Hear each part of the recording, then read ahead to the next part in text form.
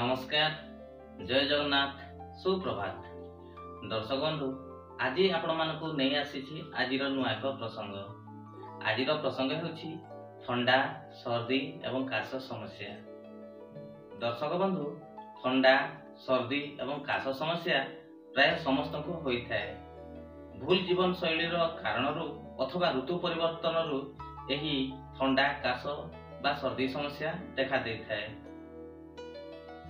Influenza भली भूताणु संक्रमण जो यही समस्या हेउथिबारु याको भाइराल इन्फेक्शन बोली मते कहा जाय।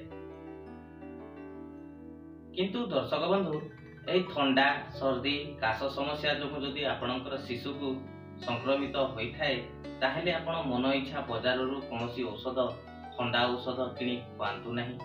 मन इच्छा एही ठंडा औषध शिशु को सीधा सड़क देवा द्वारा पार्श्व प्रतिक्रिया सांघातिक देखा देइथाय।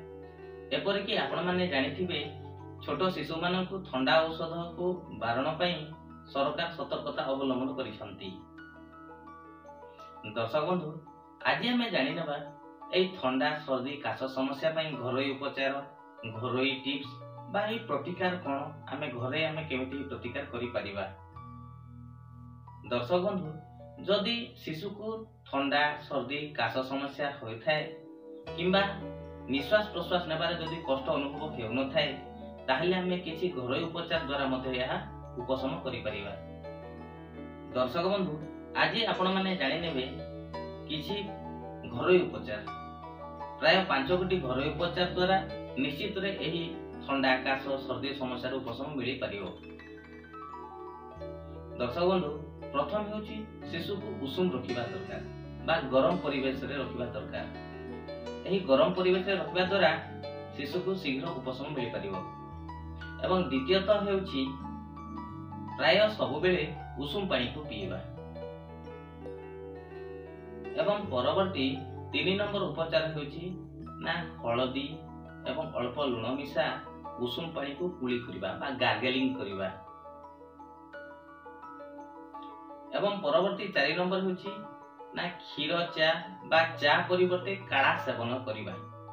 ए काढ़ा पीबा द्वारा मध्य ठंडार उपशम शीघ्र मिलि परिबो। एवं शेषरे 5 नंबर उपचार हेउछि ना अदा रस एवं महु रस को सम परिमाण रे 5 रु 6 टोपा संग्रह करिबा एवं तुलसी रस बा तुलसी पत्रर रस 1 चामच को सेथिरे मिश्रण करी एक प्राकृतिक सिरप तैयारी करी दिन को 2 रु 3 थर सेवन करैबा। देखिए एही तुलसी रस बा तुलसी पत्र रस, महु रस एवं अदा रस मिश्रण करी पीएबा द्वारा निश्चित रे काश, ठंडा, सर्दी किछि दिन मध्य रे चली जीवो। कारण एही अदा, महु एवं तुलसी रस सेवन करिबा द्वारा शरीर रे रोग प्रतिरोधक शक्ति बढ़ी थाए बा इम्यूनिटी पावर बढ़ी थाए, जहा फल इन्फ्लुएंजा भली भूताणु को से दमन करि थाए। दर्शक बंधु, आजिर वीडियोटी आपण मानको केमिति लागिला निश्चित रे मतामत देबे, सांग साथी गण रे शेयर करिवे, लाइक करिवा एवं सब्सक्राइब करिवाटा जमारो भूलिबे नाही। आजि पई एतिकी, धन्यवाद।